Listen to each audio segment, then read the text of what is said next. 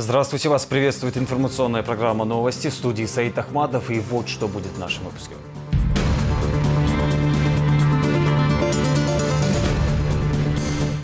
Проекты для роста, проекты для жизни. Мы со своей стороны по линии федерального бюджета будем дополнительно поддерживать наименее обеспеченные регионы. В Сочи продолжает работу Международный инвестиционный форум. Наступил новый 1438 год.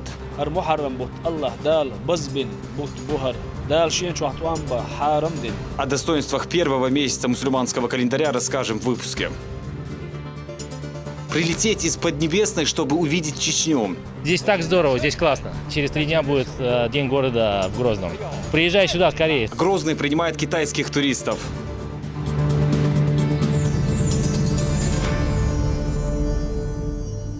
В Сочи продолжается Международный инвестиционный форум. Напомню, на нем находится и делегация из Чечни во главе с Рамзаном Кадыровым. Сегодня состоялось заседание Президиума Совета при президенте России по стратегическому развитию и приоритетным проектам. Дмитрий Медведев встретился с главами субъектов. Центральными темами обсуждения стали помощь регионам и повышение качества и доступности социальных услуг. Мы со своей стороны по линии федерального бюджета будем дополнительно поддерживать наименее обеспеченные регионы в этих целях. И, конечно, одновременно будем модернизировать систему дотаций. Получить их можно будет на вполне конкретных определенных условиях. Прежде всего, это развитие экономического и налогового потенциала региона, сокращение бюджетного дефицита, уменьшение долговой нагрузки. Ну и все регионы, которые еще и предъявят дополнительные темпы роста, они будут поощряться специальными грантами. Кроме того, предлагаем следующий подход по части налога на прибыль, которая подлежит зачислению в федеральный бюджет. Если такие поступления вырастают по сравнению с предыдущим периодом, ну то есть прошлым годом, то этот прирост остается в распоряжении субъекта федерации. Сегодня, согласно мусульманскому календарю, наступил новый 1438 год. Это событие ознаменовано началом запретного месяца Мухаррам. Он является благословенным, и в это время Всевышний запретил конфликты и войны. Обо всех достоинствах месяца расскажет Рамзан Керимов. Исламский мир вступает в 1438 год. Начнется он традиционно с месяца Мухаррам, который является одним из самых важных мусульманской религии. На 10 число этого месяца выпадает день Ашура, с которым связано множество ключевых событий.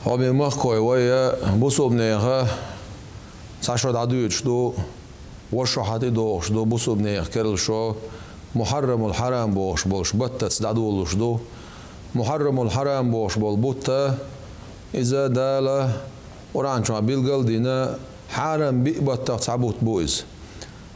Bu sobne şo şiyetsen çaqdolş bol but zulhicjet but bu ve gurban but hajaldaş bol but ol ve sunaq iza haram betneş tabut boiz.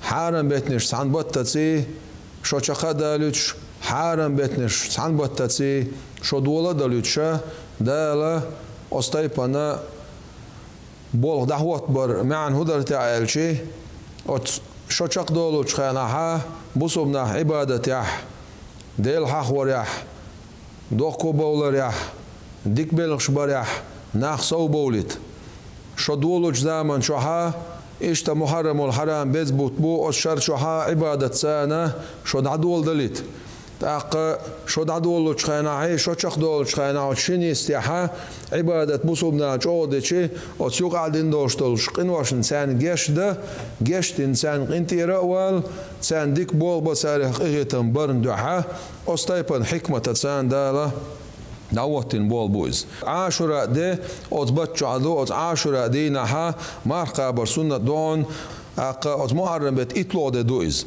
دعدان دوشتل شو شرع عادينا تشقينواش ندال جيش دون ديره إذا دينا هنا بايم عليه الصلاة والسلام سن حديث دينا هونز مسلم حديث يعدو قشا نقع سنة إيدو شرن شاويغا إسلا دي خبر درشا الله يلشن وإلا عليه الصلاة والسلام سن ديرت سيجر حدا لهون إسلوش دينا مار قابر سنة دوال إيدو شتول يركرل شو عبادة سان دعدولو ديزوي إشتا عبادة سانة شو دعدول دلشي قدع وشرح دال بيركت دشا مكشلع رزقانجا مصو ديكش بالخشك أحستيش بوش ديكش بالخشك أحشو تندعو لشل يح عبادة سان دل خير سان توب در سان عد يح دعيو ليشي قدع دول شل زام دال بيركتي حياة تريو ويسخلوش دال حقل شل زام بيركتي يل تدوش توشل يكرل شو تبوش بول مصو بالبوختوش تبينك دا أوبش دال بيركة داش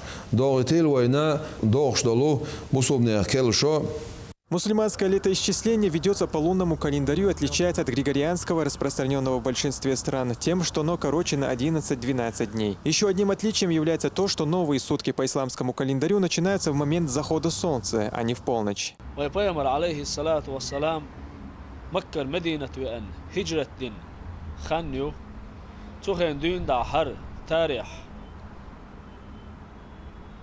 هجري دول شرش دعادول دي هر إدوشل دوش دول شو إيمانيح إسلاميح ديل ريزول عمل يريح ويدال سادوش دال بيركتي باي تولق وين مسانا ويقوم بصل منيخة برتسع خلرتسع أق هر محرم بوت الله دال بزبن بوت بوهر دال شين شوح توانبا حارم دين شين شوح عاشوراء ديدوش موسى بيغمر فرعون بالغ حاله يقن ديدو إز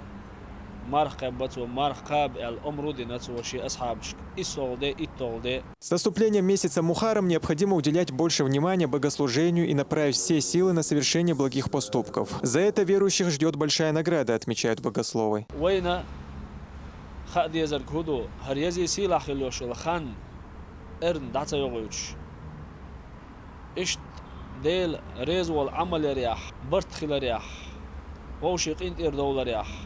سانش داخريح غيل مسكتك دوغ حستريح زعبچون غيلچون غلق ناق واستل دريحا بوسل تقوى سمو ييش يزخان يقوين تقاتشرك.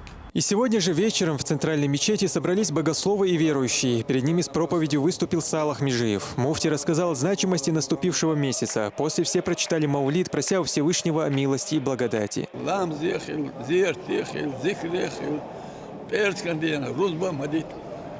اشتناخ خلقي ولقي خلق لارم خلق لوش اشتدوخ اس سنة بولشش بوشتر وزوز أوشتر اتكل ديدين شو بوزرني باشتا بولش تاهي بيشتلوش اير داخل إيمان شو دولش دال ماش داخل دولش خيل. Среди верующих в сердце Чечни и гость Севера, председатель Духовного управления мусульман Республики Коми. Побывав здесь, в Чечне, я уже бываю третий раз, вижу преобразование, улучшение жизни людей. Много делается Рамзан Хаджи Кадыровым для того, чтобы благосостояние людей улучшилось и духовная атмосфера. Хотелось бы пожелать всем жителям Республики Чечня, Российской Федерации, чтобы мы жили в мире и согласии. Святость месяца Мухаррам была признана непосредственно со времен пророка Ибрахима, мир ему, и впоследствии признавалась даже мекканскими язычниками. Также в одном из хадисов сказано, что наилучший пост после Рамадана – пост в месяц Мухаррам. Рамзан Керимов, Булат Баканаев и Луиза Юнусова. Новости. Сегодняшний день ознаменовался и спортивными событиями. В Джалке прошли сразу 2 юношеских турнира по смешанным единоборствам и вольной борьбе. Они организованы советником главы региона, депутатом Госдумы Адамом Делимхановым. В соревнованиях приняли участие спортсмены со всего Гудурмесского района. На это свыше 200 бойцов. Чем завершились поединки, знает Рамзан Джумбеков. Здесь все без компромисса. Более 60 спортсменов оспаривают пальму первенства в 30 весовых категориях. У каждого своя группа поддержки, которые активно поддерживают бойцов. За происходящим на бойцовском ринге наблюдает президент бойцовского клуба «Ахмат» Абузайд Висмурадов и командир полка полиции по охране нефтегазового комплекса Шарип Делимханов. Без особой интриги завершился поединок с участием Турпал Али Делимханова. Болевым приемом он завершил этот поединок еще в начале встречи. После предварительных боев все внимание собравшихся было приковано к главному поединку турнира, в котором сошлись представители клуба «Ахмат» и чемпион. В напряженной борьбе, сломив натиск своего оппонента, победу в нем одержал ахматовец Алихан Абкуев.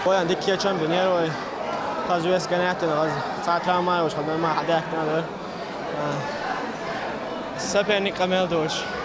Диквар соперник. В это же самое время на другой площадке спорткомплекса имени Рамзана Кадырова проходят схватки борцов вольного стиля. Сюда съехали 150 спортсменов со всего Гудеремесского района. Несмотря на юный возраст участников, они показывают хорошую подготовку и запредельную волю к победе. Соревнования нам показывают, что тренера, преподаватели на местах работают, что ребята владеют определенными навыками ведения спортивной борьбы, исходя из своего возраста. В перспективе мы надеемся, что из этих ребят появятся достойные спортсмены, которые будут представлять нашу республику на более высоких турнирах. Статус турнира и горячая поддержка болельщиков заставляли ребят выкладываться по полной. Даже самые юные спортсмены продемонстрировали отличную технику. Среди них и Магомед Джабраилов. В финальном поединке он уже проигрывал в счете, но собравшись все же сломил сопротивление неуступчивого соперника и одержал победу.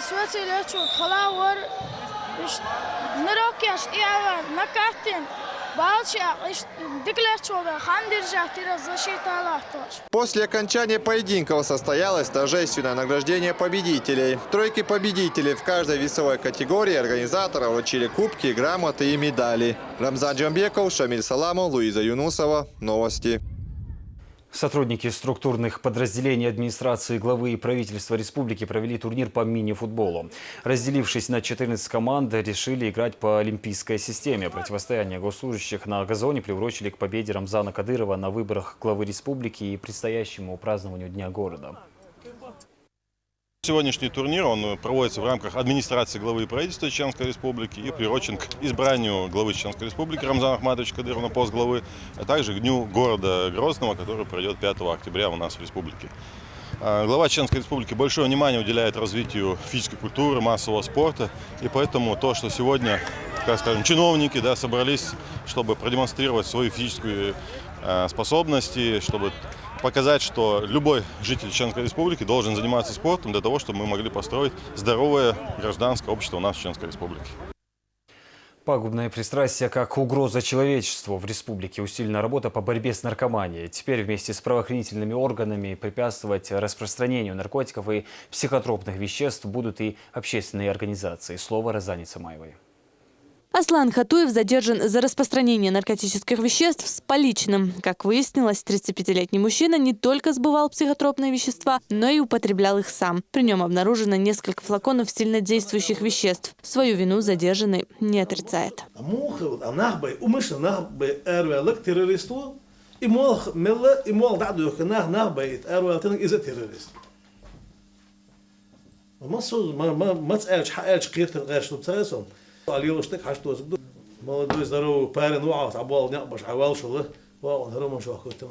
О губительном воздействии наркотиков говорили накануне в столичной мэрии. Борьба с проблемой 21 века должна быть бескомпромиссной, считают участники встречи. И противостоять этой проблеме необходимо всем вместе.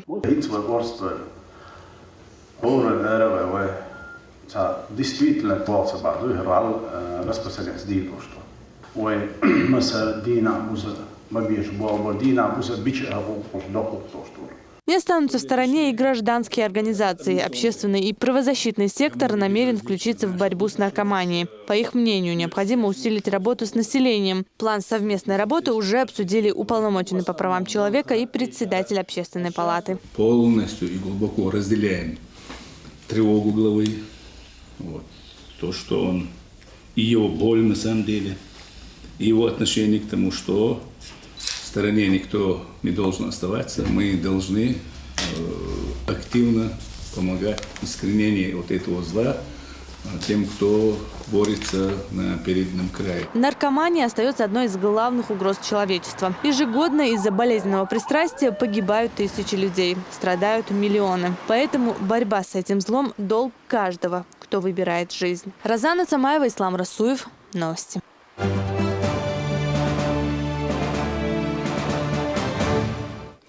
Заместитель председателя правительства, министр автомобильных дорог Абубакар Тумхаджиев побывал с рабочей инспекцией в нескольких районах республики. Он проверил ход работ на участке дороги Грозный, Шатой и Тумкали, усиление Чишки, а также осмотрел прилегающую дорогу. Проверил министр и темпы строительства моста на 32-м километре трассы. Работы начаты в 2015 году, основной фронт позади. В декабре планируется сдача объекта, еще одна переправа появится на 59-м километре этой дороги. Сегодня мы были, значит, в Шатое, хотя мост будет предусматривать для Штига, проектировавший специальный он Тиге, Хависинтарана, Сац Белшпина, также на Ведучах, и Тумкали Хал 16 километров, Тига, спроектировавший специальный, сопрягает Алай, Тига, Дукуба, Белш, Дикбахшбу. Одним словом, Грозный, Шатой, Тумкали, Ведучи, маршрут это по бешдаючу. Вопросы обеспечения правопорядка в предстоящие праздники обсуждали сегодня в МВД. Глава ведомства Руслан Алханов провел межведомственное оперативное совещание с участием представителей Росгвардии, МЧС Российской Федерации по Чеченской Республике, мэрии города Грозного и скорой помощи. Министр отметил, что с этого дня и весь личный состав МВД переходит на усиленный вариант несения службы. В праздничных мероприятиях примут участие не только жители Чеченской Республики, но и официальные делегации из других регионов России и из-за рубежа. Также Алханов сообщил, что при МВД создан оперативный штаб по обеспечению правопорядка, который возглавил замминистра внутренних дел по Чеченской Республике, начальник полиции Апти Алаудинов. Алханов потребовал от присутствующих максимально ответственно отнестись к организации несения службы сотрудников по охране порядка в праздничные дни. У нас будут в республике проходить огромные торжественные мероприятия, где прибудут гости с разных регионов нашей большой страны, а также дальнего зарубежья. Нам с вами к этому вопросу необходимо подойти со всей ответственностью, всем руководителям. Мы должны проводить инструктажи личного состава, чтобы они подошли к этому вопросу со всей высокой ответственностью, потому что они будут обеспечивать охрану общественного порядка. На местах сотрудник полиции должен четко знать, чем он должен заняться и для чего его поставили на пост. Слаженный алгоритм наших действий, от этого зависит многое, потому что мы с вами не раз проводили общественно-политические большие мероприятия, опыт у нас накопленный есть. Мы провели четко, слаженно выборы со всеми правоохранительными силовыми структурами, у нас взаимодействие отлажено. Я уверен, что с поставленной задачей личный состав справится. Ремонт дорог, озеленение улицы и праздничная атрибутика. Грозно готовится отметить 198-й день рождения. В преддверии Дня города облик чеченской столицы меняется на глазах. 5 октября торжества, посвященные этой дате, пройдут во всех районах. Репортаж Луизы Хатуевой. Теперь проспект Исамбаева и улицу Угрюмова можно будет узнать исключительно по своим названиям. На проспекте проложено дорожное полотно протяженностью 200 метров и шириной 16 метров, а улица имени Угрюмова отремонтирована полностью. Из-за нарушений при строительстве дороги ранее здесь образовывались лужи, которые портили асфальт. Сегодня вместе со старым покрытием заменили и бордюры. По межремонтным срокам точно так же. На данной улице капитальный ремонт не проводился уже на протяжении более 15 лет. Но в связи с этим, в данное время мы проводим. Ремонтные работы вызваны были программой капитального ремонта городских улиц за 2016 год. Между тем, в столице сотрудники Зеленстроя приступили к посадке осенних многолетних цветов. Уже высажено порядка 8 тысяч морозостойких растений. Аллея вдоль дороги, ведущей к аэропорту, украшается виолами и хризантемами. Также в этом году планируется значительно увеличить площадь городских клумб. До 5 октября в разных районах столицы появятся необычные композиции в виде цветочных водопадов и букетов из живых растений высотой до 2 метров. День города, да, новый институт еще.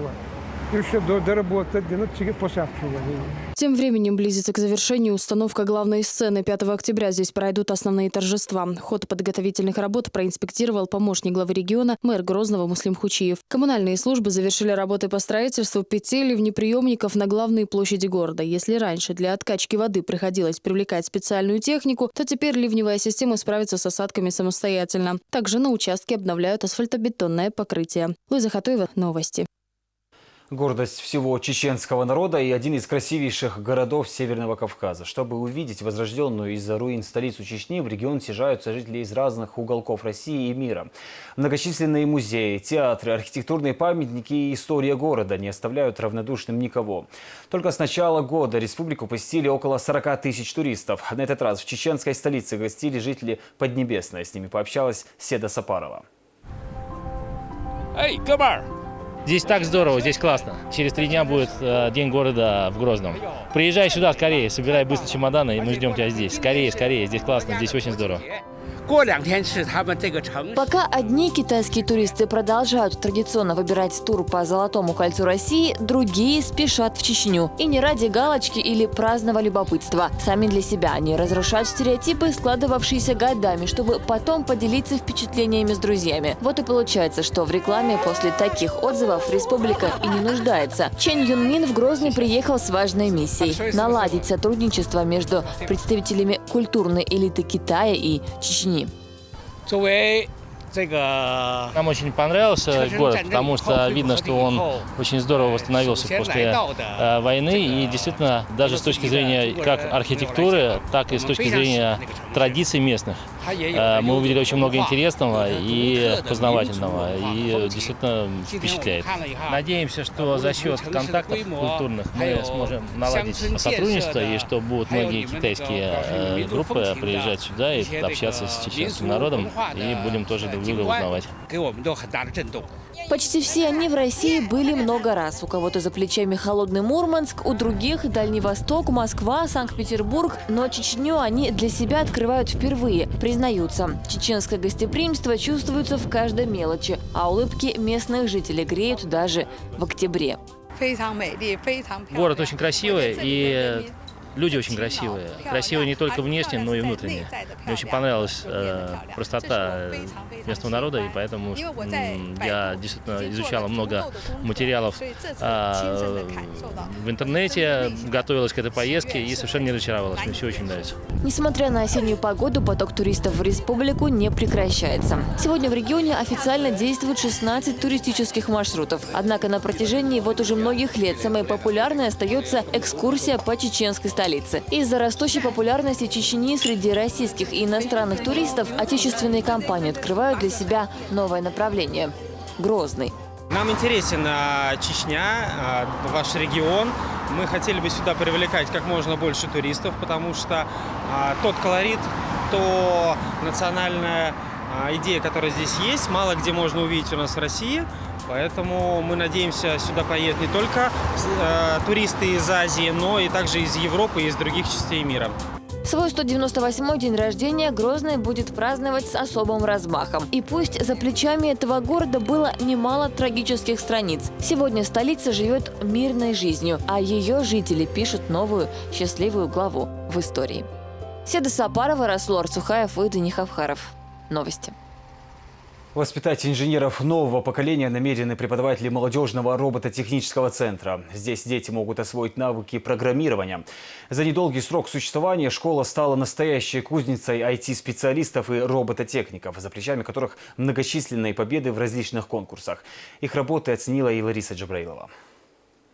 Эта комната напоминает лабораторию будущего. Все эти изобретения – результат труда учеников робоцентра. Школу для ребят, увлекающихся новейшими технологиями, Рустам Сайдулаев решил создать уже давно. Превратить мечту в реальность удалось в конце прошлого года. За это время у молодого педагога-изобретателя появилось много соратников и учеников. Робоцентр – это площадка, где дети могут уже с помощью своих разных идей и с помощью данных разных образовательных конструкторов собрать те или иные модели. Автоматизированные устройства, роботы, которые выполняют те или иные задачи.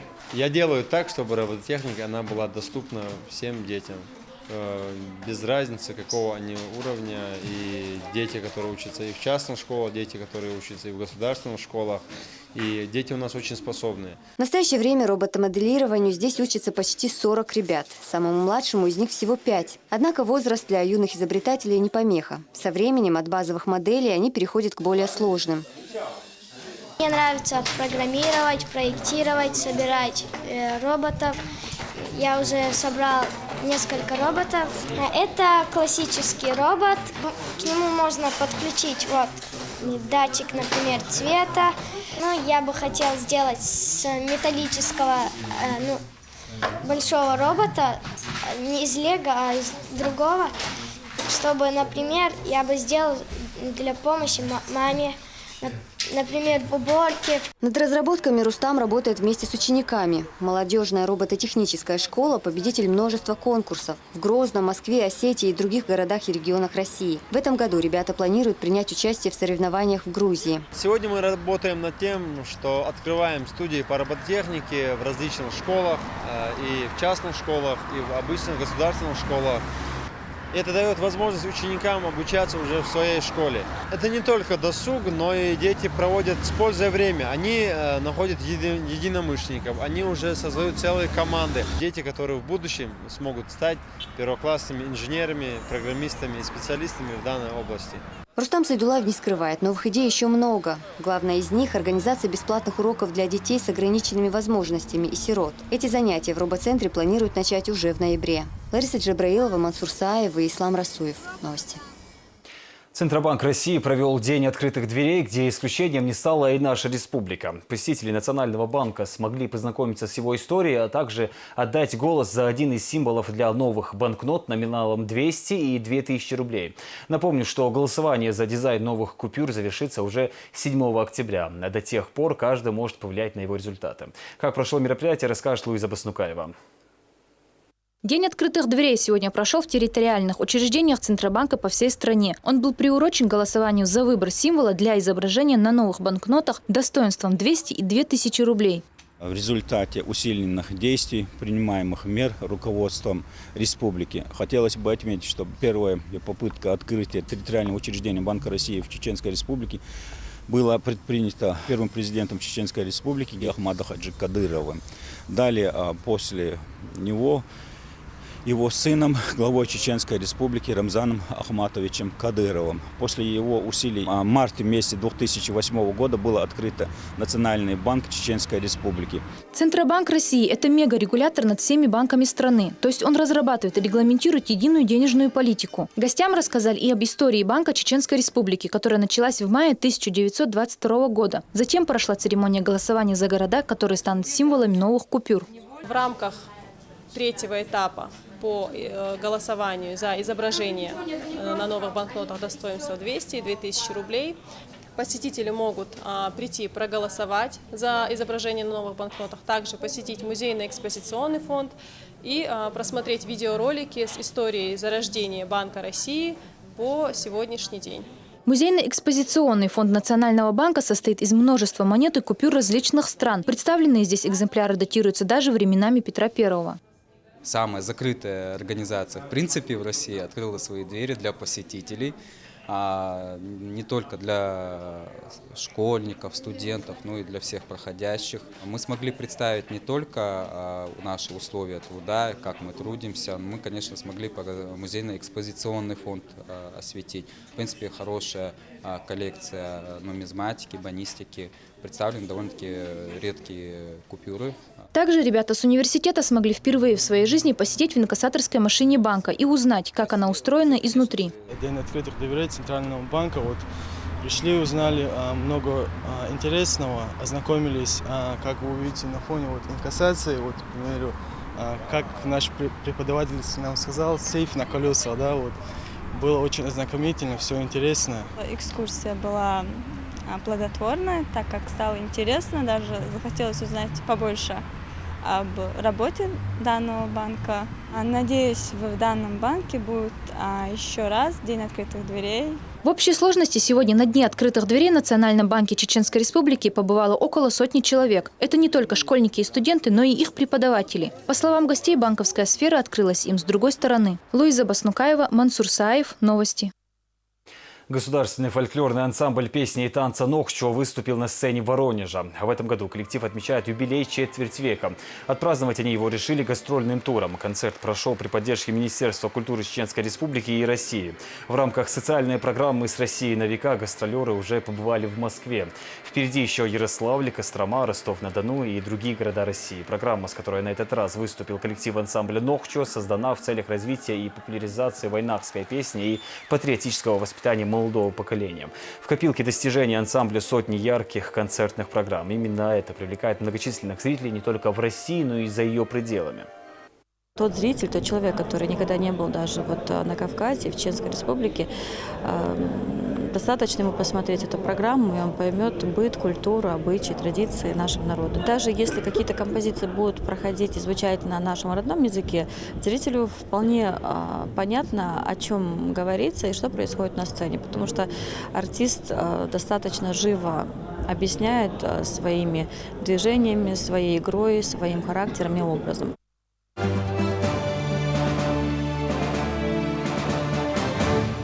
К новостям спорта. Терек порадовал своих фанатов долгожданной победой. Сегодня на Ахмат-арене состоялся матч грозненской команды с Оренбургом.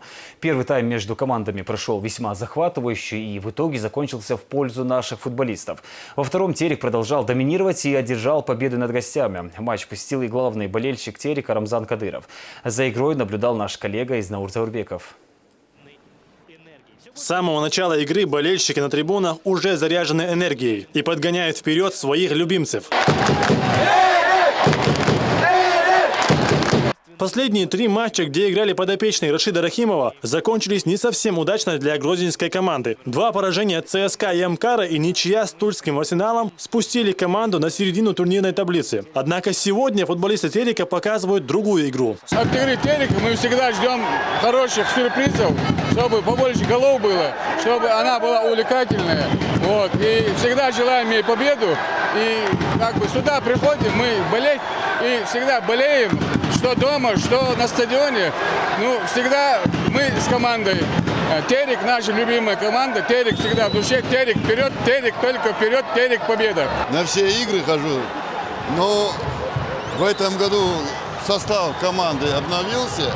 Но игра интересная. Сегодня, я думаю, наши покажут хорошую игру, и все болельщики будут довольны. С первых минут встречи команда взяла инициативу в свои руки. Уже к середине первого тайма при удачной навесной передаче албанец Беким Балай головой переправил мяч в ворота соперников, тем самым забив свой 3-й гол в составе Терека.